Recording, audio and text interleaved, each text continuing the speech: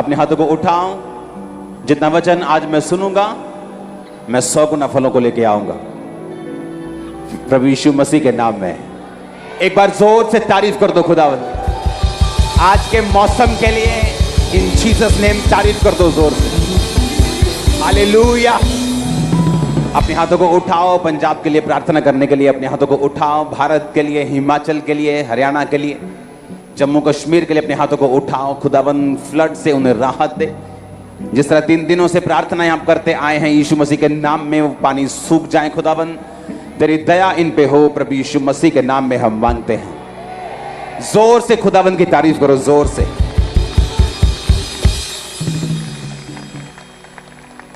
रोज की रोटी प्रोग्राम, आपको कॉन्ग्रेचुलेशन उस प्रोग्राम के लिए। आप सुनते हैं उसको? जो नहीं सुनते हैं उनको मालूम होना चाहिए। गूंज कम करो, सीधा करो, ऊंचा करो। रोज सुबह दोपहर को 1 बजे यूट्यूब के ऊपर। क्योंकि आप जो संडे और थर्सडे सुनते हो, उसके अलावा अगर आपको बाइबल स्टडी लेनी है, आपको और डीप जाना है और समझ रखनी है, तो वो आप लोगों के लिए। आप सेम नहीं होंगे अगर उसको सुना तो।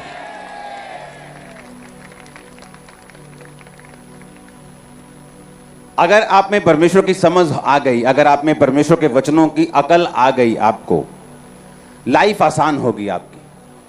क्योंकि शैतान ने ये लोगों के दिल में डाल दिया है कि लाइफ इज ए स्ट्रगल, और वास्तव में ऐसा नहीं है। आपने कभी ऐसा देखा है कभी कि हस्बैंड वाइफ बात कर रहे हैं, चलो आओ 2-3 बच्चे पैदा करते ताकि वो खूब संघर्ष कर सकें, खूब बीमार रहें जब वो बड़े हों, खूब फाइनेंशियल स्ट्रगल में रहें, बीमार हॉस्पिटल के बाद हॉस्पिटल घूमें, अच्छी तरह से बेइज्जत हों, चलो आओ 2-3 बच्चे पैदा करते हैं। ऐसा होता है क्या?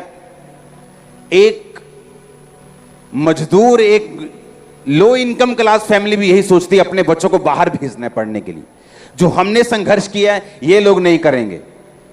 क्योंकि बाइबल कहती है अगर तुम भले होकर, बुरे होकर अपने बच्चों को भली वस्तु देना जानते हो,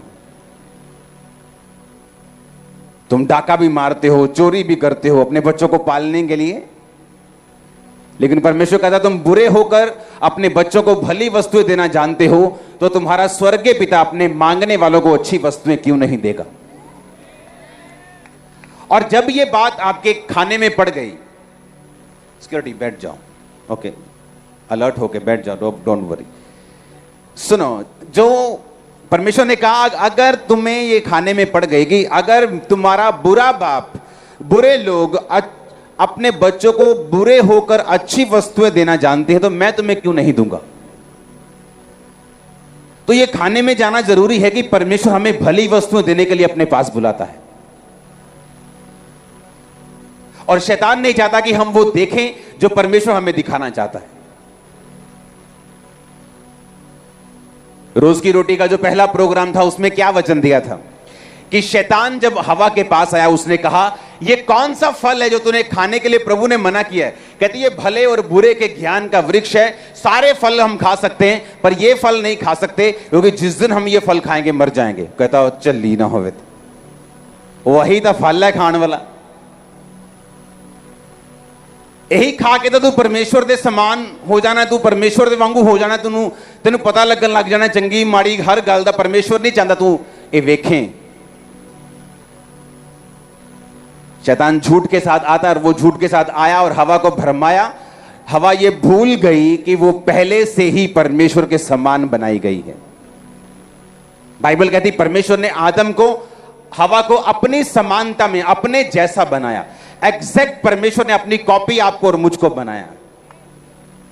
तो ये पहले से ही हम कॉपी थे, तो उसको शैतान ने उसको भरमा दिया कि नहीं ये खाना पड़ेगा तेरे को। बाइबल कहती जब उसने खाया और परमेश्वर जब शाम को वाटिका में घूमने के लिए आया तो परमेश्वर ने कहा आदम तू कहां है। उसने कहा मैं तेरी आवाज सुनकर छुप गया था क्योंकि मैं नंगा था। उसने कहा किसने बताया तू नंगा है, क्या तूने वही फल खाया जो मैंने खाने के लिए मना किया था।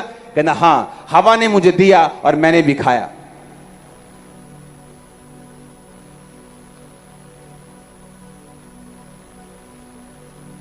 और तब वो डिसीजन लेने लगे क्या अच्छा है और क्या बुरा है। कुछ बुरी घटना हो गई, ये बुरा है। इसहाक की 20 साल शादी नहीं हुई, ये बुरा है। और जब मसीह में आप लोग आते हैं और मसीह को ग्रहण करते हैं कि वो मेरे लिए काठ पर लटकाया गया ताकि मेरे श्राप खत्म हो, वो श्रापित बना। जब हम उस श्राप से जो आदम और हवा से हमारे ऊपर आया और बुरे और भले के ज्ञान की आंखें हमारी खुल गईं, यीशु मसीह में आने के बाद परमेश्वर वो आंखों को बंद करता है। फिर हम अपना भला बुरा नहीं सोचते, हम ये कहते हैं कि सब बातें मिलकर भलाई को पैदा करती हैं जो मसीह यीशु से प्रेम करते हैं। अब हमारे लिए जो ट्रबल है, जो मुश्किलें हैं, जो कठिनता है, जो परीक्षा है, अब वो हमारे रोने का कारण नहीं है। अब हम आदम और हवा की तरह नहीं सोचते। अन्य जातियां जो इस श्राप के नीचे हैं, जब उनके साथ कुछ बुरा होता है कहते हमारे साथ बुरा हो गया। लेकिन जब एक मसीह व्यक्ति उस पोजीशन से होकर गुजरता है, वो कहता है परमेश्वर कुछ बड़ा काम मेरी जिंदगी में कर रहा है, क्योंकि उसकी भरी भली वो भला और बुरे के ज्ञान की आंखें बंद कर दी परमेश्वर यीशु ने। वो नहीं चाहता था, अब अपने बच्चे को नहीं चाहते कि वो उन चिंताओं को समझे जो बिजनेस करने में आती हैं, जॉब करने में आती हैं। आप चाहते हैं वो आनंद ले, वो दूध पिए, खाना खाए, टीवी देखे, एंजॉय करे लाइफ का, स्कूल जाए, दैट्स इट। लेकिन इंसान की फितरत है, जो उसके पास नहीं है उसको वो देखना चाहता है, जो उसको करने के लिए मना किया जाता है उसको वो करना चाहता है। हालेलुया।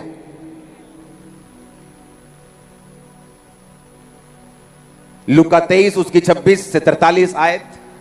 जब वो उसको लेकर जा रहे थे तो उन्हें शमौन नामक एक कुरैनी को, जो गांव से आ रहा था, पकड़कर उसका क्रूस उस पर लाद दिया कि वो यीशु के पीछे पीछे ले चलें। लोगों की बड़ी भीड़ उसके पीछे होली और उसमें बहुत सारी स्त्रियां भी थी जो उसके लिए छाती पीटती और विलाप करती थी। यीशु ने उनके ओर मुड़कर कहा, हे यरूशलेम की पुत्रियों, मेरे लिए मत रोवो, पर अपने और अपने बालकों के लिए रोवो, क्योंकि वो दिन आते हैं जिसमें वो कहेंगे, धन्य है वो बांझ जो बांझ है, और वो गर्भ जो ना जने, और वो स्तन जो ना उन्होंने दूध पिलाया। यीशु मसीह के क्रॉस पर जब उनको लेके जा रहे थे तो स्त्रियां रो रही थी, और बाइबल कहती है जब औरतें रो रही थी तो परमेश्वर ने मुड़ के उनसे कहा कि हे यरूशलेम की पुत्रियों, मेरे लिए मत रोवो, पर अपने और अपने बालकों के लिए रोवो। आप जानते हैं यीशु मसीह ने ऐसा क्यों कहा? दो चीजें हैं।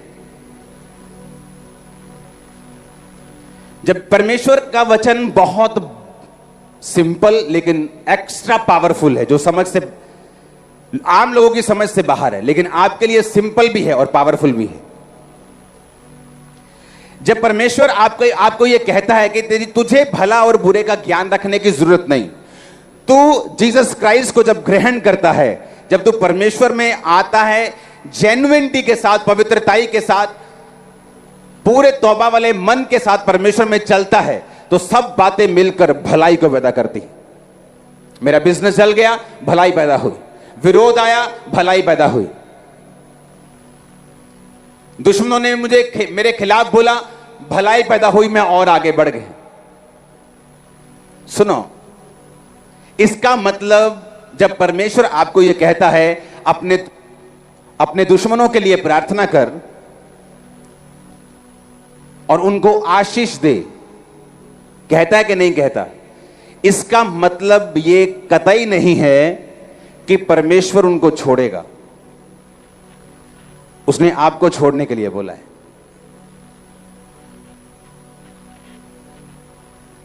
जिस दिन बाइबल की समझ आपको आती है, परमेश्वर कहता अगर तू अपने दुश्मन को माफ कर दे तो तू उसके सिर पर अंगारों का क्या लगाएगा? ढेर लगाएगा। लेकिन अगर तू अपना बदला आप लेना चाहे तो अभी भी तू आदम और हवा के श्राप के नीचे है, जो भले और बुरे का ज्ञान रखकर खुद परमेश्वर की सीट पर, खुद परमेश्वर अपनी लाइफ का खुदा बनना चाहता था कि मैं अपनी मर्जी का मालिक हूं, मुझे कोई नहीं सिखा सकता, मैं क्या करूंगा ये मेरी मर्जी है। लेकिन परमेश्वर ने नहीं चाहता आप ऐसा करें। जीसस क्राइस्ट को जब लेके जा रहे थे, उससे पहले एक घटना हुई थी मत्ती 27 उसकी 24 से 26 में। पिलातुस ने देखा कि कुछ बन नहीं पड़ता परंतु हुल्लड़ बढ़ता जाता है, तो उसने पानी लेकर भीड़ के सामने अपने हाथ धोए और कहा, मैं यीशु मसीह के लहू से निर्दोष हूं, तुम जानो। जब पिलातुस ने देख लिया कि यीशु मसीह पे कोई दोष साबित नहीं हो रहा, जितने दोष ये लगा रहे हैं उनमें से कोई एक भी दोष प्रूफ नहीं है, कोई साबित नहीं हुआ, तो वो यीशु मसीह से कहता भी रहा, भाई साहब अगर आप मुंह से बोल दें एक बार कि आप निर्दोष हैं तो मुझे आपको छोड़ना पड़ेगा, क्योंकि आपके खिलाफ कोई भी सबूत नहीं है। तो यीशु मसीह ने कहा, मैं इनकी मर्जी से नहीं अपनी मर्जी से पकड़वाया गया हूं, ताकि मैं मारा जाऊं, तीसरे दिन मुर्दों में से जी उठूं। तुझे जो करना है कर। बाइबल कहती है पिलातुस बाहर आके एक कटोरा लिया, अपना हाथ उसमें धोया और बोला, मैं इस धर्मी के लहू से निर्दोष हूं।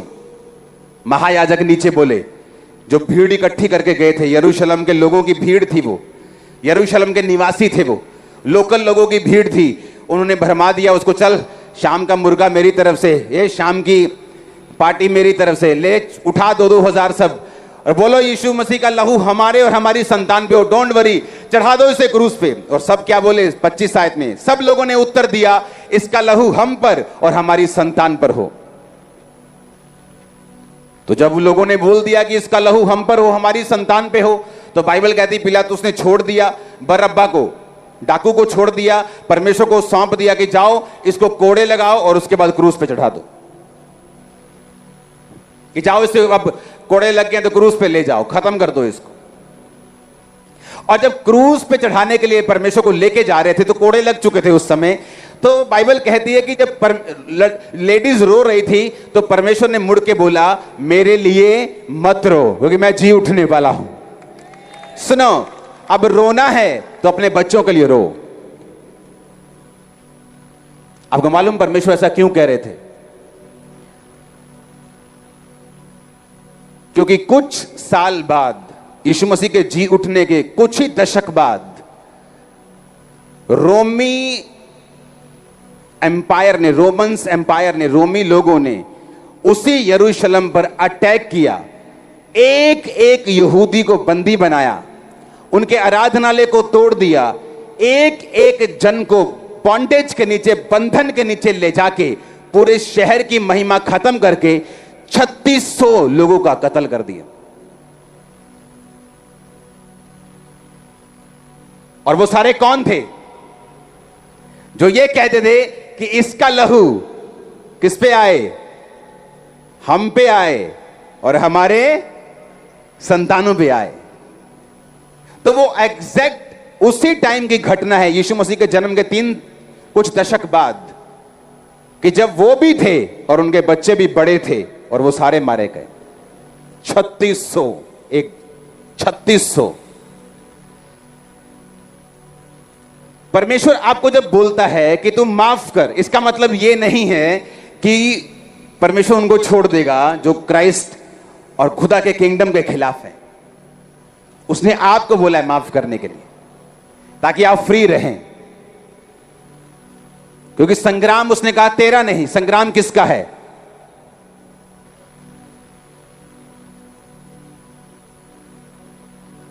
मैंने देश देखे हैं क्रिश्चियंस को मारते, जलाते हुए और उसके बाद बर्बाद होते हुए। एरियाज देखे हैं परमेश्वर के नाम की जब खिलाफत उठती है, हां ठीक है, हम चर्च नहीं खुलने देंगे, हम ये कर देंगे, वो कर देंगे, और जब परमेश्वर बदला लेने में आता है तब वीडियोस आती हैं इंटरनेट पे रोते लोगों के। सुनो मेरी बात, परमेश्वर ने यह कहा तुम अपना बदला खुद मत लेना, क्योंकि मैं इतना पावरफुल हूं, बस चुटकी लगाऊंगा, सब सेट कर दूंगा। आप मेरी बात समझ रहे कि नहीं?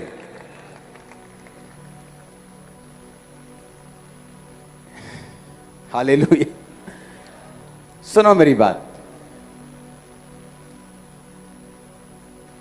इसीलिए ये पावरफुल है, ये खतरनाक भी है। बाइबल कहती परमेश्वर के हाथों में पड़ना भयंकर बात है।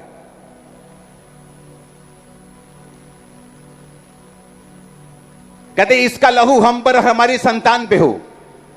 2-4 महीने कुछ नहीं होता तो इसका मतलब ये नहीं परमेश्वर भूल गया, वो लिख के रखता है। वो धर्मी की प्रार्थना को भी लिख के रखता है, वो तुम्हारे दुश्मन के शब्दों को भी लिख के रखता है। भूलने वाला नहीं है वो, और सबका बदला देता है वो। आमीन। इसलिए परमेश्वर इतना पावरफुल है, आपको लड़ने की जरूरत नहीं। आपको वो करना है जो परमेश्वर चाहता है। आमीन। इसलिए उसने कहा तुम अपना भला बुरा मत, अपने ज्ञान की आंखों को मत खोलो, जस्ट समर्पित कर दो मेरे सामने सब कुछ। तब उन लोगों को लगा कि यीशु मसीह की खिलाफत करेंगे, सब भीड़ हमारे साथ है, महायाजक हमारे साथ है, हमारा कोई क्या बिगाड़ लेगा। तो यीशु मसीह जब जा रहे थे तो यीशु मसीह ने कहा उन स्त्रियों को कि मेरे लिए नहीं, अपने लिए और अपने बालकों के लिए रोवो, क्योंकि जो वो बोल के आए हैं पिलातुस के ग्राउंड में, वो उनको भारी पड़ने वाला है। इसलिए मैं कहता हूं यीशु मसीह जीवित परमेश्वर, उसके हाथों में पड़ना भयंकर बात है। और जब वो काम बदला लेने भी आता है तो बस कर देते लोग, दुखी हो जाते वो। हालेलुया। वो नहीं चाहता हमारी धर्म वो भरे और बुरे की आंखें खुले, हम धर्म पे चले, वो यही चाहता है। वो नहीं चाहता हम अपना भला बुरा सोचें, वो ये चाहता है हम उसके हाथों में समर्पित रहें। जो परीक्षाएं हमारी लाइफ पे हैं, परमेश्वर के साथ वफादारी के साथ अपने टाइम को प्रार्थना में बिताकर, फास्टिंग में, पवित्र टाइम में बिताकर हम चलें, फिर देखो वो कैसे आपको गोल्डन बनाता है, डायमंड बनाता है आपको। क्योंकि वो ऐसा परमेश्वर भूलता नहीं वो कुछ भी। लोग मुझे बोलते हैं आप अपनी सफाई में कुछ बोलते क्यों नहीं? क्योंकि मैं 17 साल 18 साल से देखता आया हूं। मैंने अपने खिलाफ बनाई गई एक भी वीडियो आज तक नहीं सुनी।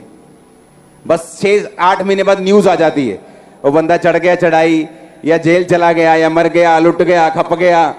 अपने मुझे ना तो उनके बोलने का दुख होता है, ना उनके मरने का कोई सुख होता है। मैं अपना काम करता हूं, क्योंकि मुझे मालूम है जिस परमेश्वर की मैं सेवा कर रहा हूं वो सुन रहा है मेरी वीडियो मैं नहीं सुन रहा हूं, पर वो सुन रहा है, वो अपने आप देख लेगा, कोई प्रॉब्लम नहीं है।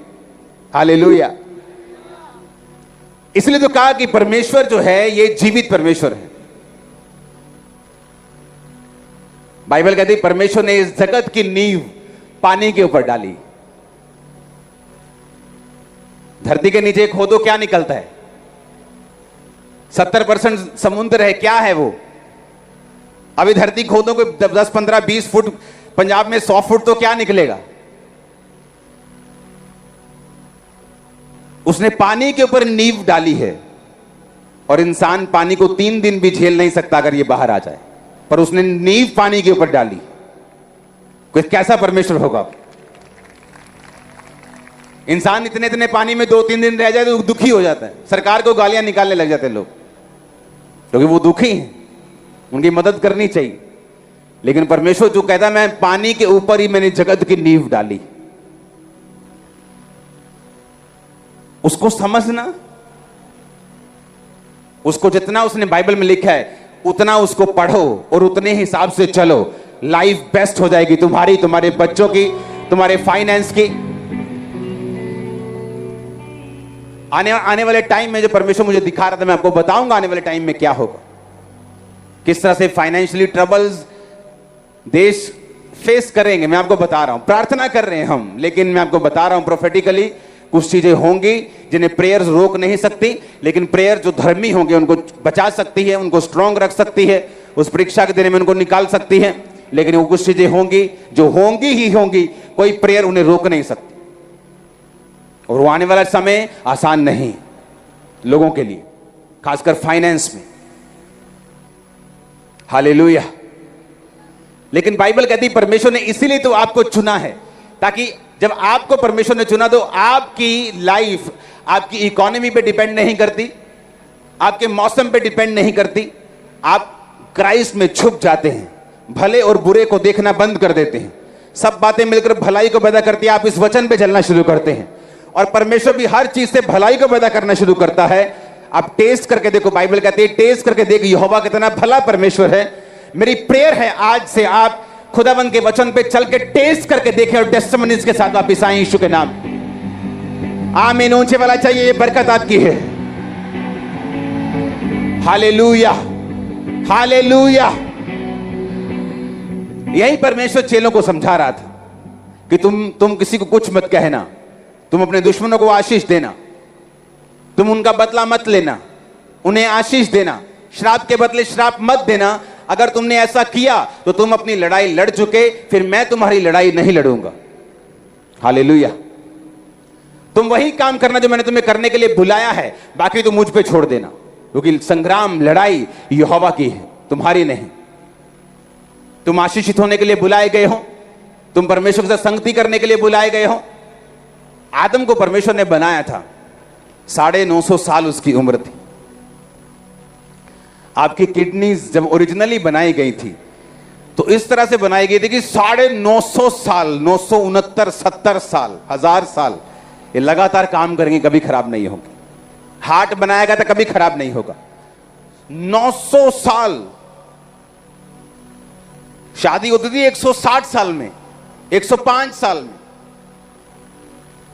लेकिन बाइबल कहती है जब इंसान पाप करता गया तो परमेश्वर ने जब देखा कि इंसान शरीर ही है और ये पाप करता जा रहा है, तो परमेश्वर ने कहा अब इंसान की उम्र 120 होगी। आप नहीं जानते परमेश्वर क्या क्या लोगों का कम कर देता ऊपर से देख के, कि जब वो परमेश्वर की आज्ञाओं पे नहीं चलते। परमेश्वर ने कहा दाऊद मैं तुझे बहुत कुछ देने वाला था, अभी तो मैंने तुम्हें इजराइल राज्य दिया था, पहले यहूदा दिया, फिर मैंने इजराइल के 12 गोत्र तुम्हें दिए, बहुत सा सोना दिया, बहुत से लोग दिए, अभी तो मैं तुम्हें और भी बहुत कुछ देने वाला था, लेकिन अब बस जब तुमने पाप कर लिया बत्शेबा के साथ, अब बस अब मैं अपना विचार बदल चुका हूं। इसलिए मैं कहता हूं आपकी लाइफ में कितना आप बढ़ेंगे इस बात पे निर्भर नहीं करता कि परमेश्वर क्या चाहता है, इस बात पे निर्भर करता है आपकी कैपेसिटी क्या है, आप कितना ले सकते हैं परमेश्वर से। आपकी तनख्वाह 15,000 थी, आप शराब नहीं पीते थे। आपकी तनख्वाह 45,000 हो गई, अब थोड़ी थोड़ी वाइन पीने लगे। आप हार्ट के लिए अच्छी होती है थोड़ी थोड़ी। तो परमेश्वर सोचता है तू गरीब ठीक था, तू 15,000 में ठीक था, तू 45 लेकर शराब पीने लगा है। तू ठीक था गरीब, तो सीधा चर्च आता था, गाड़ी लेने के बाद अब तू लड़कियों को घुमाने लगा है। मैं पछताता हूं तुझे ब्लेस करने से, आगे से मैं तुम्हें इतना ब्लेस नहीं करूंगा। तू अच्छा था जब नोकिया 1100 तेरे पास था, जब फोन करता था, अब स्मार्टफोन है तो तू ब्लू फिल्मों को देखता है, मैं तेरी ब्लेसिंग को रोक के रखूंगा।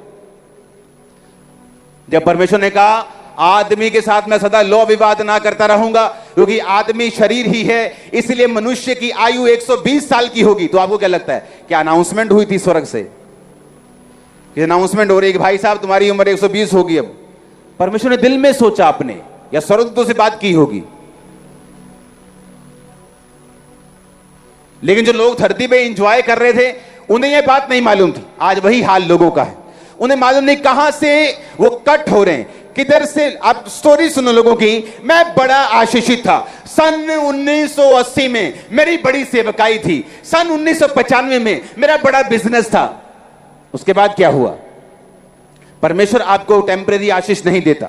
आप अपने बच्चों को एक दिन अमीर और एक दिन गरीब नहीं रखना चाहते। आप चाहते आपके बच्चे सदा आशीषित रहें। परमेश्वर चाहता आपकी लाइफ, आपके पूरी फैमिली हमेशा ब्लेस्ड रहे। लेकिन वो इंसान की करतूतें हैं जो परमेश्वर आसमान से सोचता है कि अब इसकी ब्लेसिंग को मैं कम करूंगा। अपनी कैपेसिटी बढ़ाओ। कैसे? खुदा ने जो दिया। आप साइकिल पे थे, आप चर्च में आए पवित्रताई में चलते हुए, अब गाड़ी ले ली आपने, अब 2 रूहों को आप लेके आते हो चर्च में। खुदा कहता है मैं तुम्हें और दूंगा। तुम बीमार थे तो चर्च में आते थे, अब तुम हील होके 10 लोगों को लेके आ रहे हो। खुदा सोचता है मैं तुम्हें और बरकत दूंगा। दाऊद के बारे में उसने सोच के रखा हुआ था, कहता दाऊद मैंने सोच के रखा था मैं तुम्हें और भी बहुत सी ब्लेसिंग दूंगा, क्योंकि तू मेरे दिल के अनुसार चलने वाला था। लेकिन जब से तूने ये पाप किया है, मैंने अपना विचार त्याग दिया है। अब जो है तेरे पास बस यहां स्टॉप कर दूंगा। और परमेश्वर तो बदलता नहीं। वो दाऊद के बारे में वही सोचता था, नूह के टाइम में लोगों के बारे में वही सोचता था, आज भी वो आपके बारे में, मेरे बारे में यही सोचता है कि जितना हम थैंक्स गिविंग करेंगे, जो खुदा दे रहा है उसके लिए थैंक्स करेंगे, पवित्रताई में रहेंगे, सामर्थ में चलेंगे, जो डेडिकेशन पहले दिन आपकी थी, पहले साल आपकी थी, अगर उसी डेडिकेशन से आप चलेंगे तो अब यहां तक आप पहुंच गए हो, आगे कहां जाओगे? इन जीसस नेम आप देशों को हैरान कर दोगे। मैं आपको सच कह रहा हूं। लेकिन शैतान अपने सवालों के साथ आता है बीच बीच, अपने क्वेश्चंस के साथ। ये क्यों है? खुदा ऐसा है, खुदा जीवित है तो ऐसा क्यों है? अगर वो ऐसा है तो खुदा ने ऐसा क्यों नहीं किया? अगर ये ऐसा है तो वो ऐसा क्यों है? ऐसा क्यों है? वैसा क्यों है? क्वेश्चंस के साथ वो आज भी आता है। इसलिए मैंने कहा वो क्वेश्चंस का हल परमेश्वर के वचन के ऊपर चलना, उसके वचन की नॉलेज रखना, और दूसरा अपनी परीक्षाओं में स्थिर रहकर एक्सपीरियंस हासिल करना, फीलिंग्स वो निकलने की हासिल करना, ताकि शैतान के जलते हुए तीरों को बुझाया जा सके। आमीन। अगर आप यहां पहुंच गए, इमेजिन करो विश्वास के साथ आगे कहां तक जा सकते हैं, किस टॉप पे जा सकते हैं, किस ऊंचाई को आप हासिल कर सकते हैं अगर परमेश्वर आपको यहां तक लेके आ सकता है तो। इसलिए उसने कहा आत्मा को मत बुझाओ, भविष्यवाणियों को तुच्छ मत समझो, गैर भाषा में प्रार्थना करके अपने अति पवित्र विश्वास में बढ़ते रहो, क्योंकि तुम्हारा परमेश्वर सोया नहीं। वो जानता है तुम्हारे दुश्मनों को जवाब कब देना है, वो जानता है तुमको कब बढ़ाना है, वो जानता है तुमको परीक्षा से कब निकालना है, कब डालना है, क्या तुम्हारे साथ करना है। तुम उसकी प्रिय संतान हो जिसको लहू मोल दे के खरीदा गया है, तुम फालतू के नहीं हो। आमीन, आमीन। एक पहलू यह है जीसस क्राइस्ट का कि क्रूस के ऊपर वो लोगों को कह रहा है, कील ठोकने वालों को, हे पिता इन्हें माफ कर। लेकिन वो दूसरा पहलू जो 70 एडी में यरूशलेम के ऊपर अटैक हुआ, आराधनालय तोड़कर बनाकर 3600 लोगों को मारकर कत्ल कर दिया गया, वो पहलू किसी को पता नहीं। हालेलुया। वो जीसस ने अपना काम किया, परमेश्वर ने अपना काम किया। आप माफ करेंगे, आप अपना काम कर रहे हैं। परमेश्वर बदला लेंगे, वो अपना काम कर रहे हैं। आप नहीं चाहते वो बदला ले ना ले, आपने माफ कर दिया, आप फ्री हो, आपकी स्पिरिट फ्री है। आपको मालूम है आप खुदा का काम कर रहे हो, अपने बाप का काम कर रहे हो। कहीं आएंगे कहीं जाएंगे, आप अपना काम कंटिन्यू रखो। The show must go on. आमीन। परमेश्वर अपने आप पकड़ लेगा, जिसको पकड़ना है, जिसको छोड़ना है छोड़ देगा। वो आपका सच्चा परमेश्वर है, उसके जैसा कोई नहीं। वो भूलने वाला परमेश्वर नहीं। आमीन। इसलिए तो उसने आदम और हवा से कहा था कि भाई तुम्हारी लाइफ बड़ी सिंपल है, तुम्हें भला बुरा जानने की जरूरत ही नहीं है, वो मैं देख लूंगा, तुम बस मेरी उपस्थिति में रहा करो। और शाम के टाइम परमेश्वर आदम के पास आता था, उसकी उपस्थिति में रहने के लिए आदम को बनाया गया था। ठंडे समय वाटिका में परमेश्वर फिरता था, आदम से बात करता था। और आदम को इसलिए परमेश्वर ने 100 साल उम्र नहीं दी थी, 950 साल का आदम बनाया गया था। वो तो गिरने के बाद आदम 950 साल के करीब जिया, अगर ना गिरता तो पता नहीं कितना साल जीता। वो गिरने के बाद भी 950 साल उम्र थी उसकी, पता नहीं अगर ना गिरता तो पता नहीं 10,000 साल का आदम होता। हालेलुया। क्योंकि परमेश्वर नहीं चाहता कि आदम की उम्र थोड़ी हो, क्योंकि परमेश्वर जिसके साथ समय बिताना चाहता था उसकी लंबी उम्र को देखना चाहता था, एक लॉन्ग टाइम परमेश्वर उसको देना चाहता था। हालेलुया। और किस काम के लिए आप बनाए गए हो? परमेश्वर से समय बिताने के लिए। आप डॉक्टर हो, ये आपकी दूसरी बुलाहट है। पहली बुलाहट क्या है? उसके साथ समय को बिताना, परमेश्वर के कामों को करना, ये पहला काम है आपका। और जब आप पहला काम अच्छी रीति के साथ करेंगे तो परमेश्वर मेक श्योर करेगा आपकी लाइफ की सारी चीजें, उम्र लंबी हो, वो ब्लेस्ड हो, वो शैतान के अटैक से बाहर हो। और आमीन ऊंचे वाला चाहिए। लेकिन जब वो देखेगा कि आदम को जिस काम के लिए बनाया गया वो काम तो छोड़ दिया उसने, वो तो फिर रहा है, वो तो भटक रहा है इधर उधर। और इसलिए परमेश्वर ने आदम को, उसने लंगोट पत्ते के बना लिए थे। परमेश्वर ने बाइबल में लिखा कि उसने चमड़े के अंग रखे आदम को पहना दिए। चमड़ा कहां से आया? क्योंकि एक भेड़ कुर्बान की गई। उस भेड़ की कुर्बानी के साथ उसके चमड़े से आदम और हवा के नंगेपन को ढक दिया गया। वो भेड़ यीशु मसीह थी। और ये प्रोफेटिक वर्ड था कि यीशु मसीह की कुर्बानी से ही तुम्हारा नंगापन ढका जाएगा। और थैंक यू जीसस बोलो, हम ढके गए हैं। आज हम आगे बढ़ सकते हैं यीशु के नाम में। आगे जा सकते हैं यीशु के नाम में, बड़े काम कर सकते हैं यीशु मसीह के नाम में, खुदा में चल सकते हैं, बड़े काम कर सकते हैं, अपने और अपने परिवार का उद्धार होते हुए देख सकते हैं, हीलिंग को देख सकते हैं। आमीन ऊंचे वाला चाहिए चर्च, आमीन ऊंचे वाला चाहिए। Hallelujah, hallelujah. लेकिन आज चर्च में बहुत से लोग आए होंगे, मेरे फाइनेंस के लिए प्रार्थना करवाने के लिए मैं आया हूं, तो उन्हें यह नहीं मालूम कि तुम अपने फाइनेंस की ब्लेसिंग के लिए पैदा नहीं हुए थे, तुम परमेश्वर के साथ समय बिताने के लिए पैदा हुए थे। जब तुमने अपना पहला कर्म छोड़ दिया, मेजर काम जो किसके लिए बनाए गए थे छोड़ दिया, तो बाकी सब चीजों में तुम दुखी हो।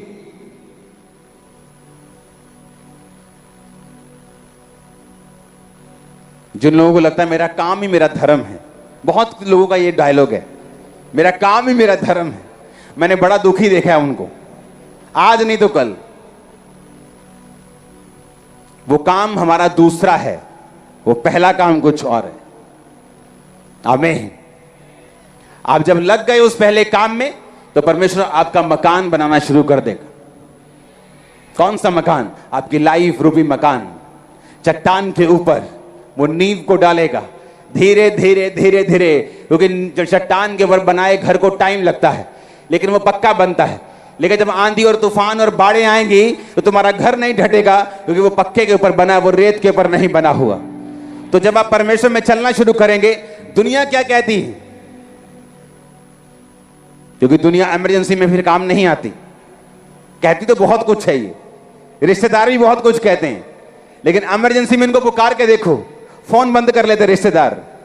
हाँ, अब मुझे जरूरत नहीं पड़ी 19 सालों से, लोग बताते फोन बंद कर लिया, मिलते नहीं जी, बात नहीं सुनते इमरजेंसी में। लेकिन ये बोल सकते हैं जीसस को मत मानो, चर्च मत जाओ, तुम्हारा धर्म बदल देंगे। लेकिन यीशु मसीह ने क्या कहा? इमरजेंसी के दिन तू मुझे पुकार, मैं तुझे उत्तर दूंगा। हालेलुया। मैं तेरा हाथ पकड़कर तुझे संकट से छुड़ाऊंगा। संकट के दिन मुझे पुकार, मैं तेरी महिमा को बढ़ाऊंगा, मैं तुझे छुड़ाकर। ओ आमीन ऊंचे वाला चाहिए चर्च। तो तू मुझे पुकार, इमरजेंसी में अपने रिश्तेदार को पुकारने की जरूरत नहीं। अगर तेरा संबंध परमेश्वर के साथ है तो कहता उसे पुकार। हालेलुया। और यही काम करने के लिए, परमेश्वर के साथ संबंध रिश्तों को कायम करने के लिए आप बुलाए गए। फिर आपको अपना भला बुरा सोचने की जरूरत नहीं। मैं 29 की हो गई हूं, मेरी शादी नहीं हुई, बड़ा बुरा हो रहा है। डोंट वरी, अच्छी चीजें, अच्छे हस्बैंड बनने में टाइम लगता है कई बार। आप बेस्ट को लोगे इन जीसस ने। अगर आप परमेश्वर में हो तो, अगर आप अपनी लाइफ को पवित्रताई में चला रहे हो, प्रार्थना में चला रहे हो, आपको बिलीव करना है कि मैं बेस्ट को लेने वाला हूं, मैं बेस्ट को लेने वाली हूं। आमीन, आमीन। आपको यह विश्वास करना है फिर, क्योंकि बाइबल कहती, परमेश्वर ने कहा कि सब बातें फिर मिलकर भलाई को पैदा करती हैं जो मसीह से प्रेम करते हैं, अर्थात वो जो उसकी इच्छा के अनुसार बुलाए गए। आप बुलाए गए हैं कि नहीं बुलाए गए? चुने भी गए हैं यीशु के नाम में, बैप्टाइज हैं, पवित्र आत्मा से भरे हुए उसकी संतान हैं। बेस्ट को लेने के लिए तैयार हो जाओ। आमीन। मेरे को खड़कदार चाहिए जरा ऊंचा सा। आमीन। शैतान की योजनाओं को समझो कि वो क्या कर रहा है, किस तरह से वो आपके इमोशन से खेलता है, आपकी भावनाओं से खेलकर आपको बड़े तरीके से धीरे धीरे एक एक स्टेप में जाकर फंसाकर, और फिर वो अपनी मर्जी को पूरा करने की कोशिश करता है। लेकिन परमेश्वर का आत्मा भी काम करता है। अगर आप वचनों को सुनेंगे, टेस्टिमनीज को सुनेंगे, संगति में बने रहेंगे, मन कई बार ना हो तो भी प्रेयर में बने रहेंगे, परमेश्वर साबित करेगा अपने भलाई को आपकी लाइफ के ऊपर। टेस्टिमनीज आपकी लाइफ का हिस्सा होंगे। आमीन ऊंचा चाहिए चर्च। Hallelujah, hallelujah. अपने हाथों को उठाओ, थैंक यू जीसस बोलते हुए। खुदावंद के कामों को करने के लिए तैयार रहो, और एक बड़ी टेस्टिमनी को पाने के लिए भी तैयार रहो यीशु मसीह के नाम में। आमीन ऊंचा चाहिए। मैंने कहा आमीन ऊंचा चाहिए चर्च। अपने हाथों को उठाओ, थैंक यू जीसस।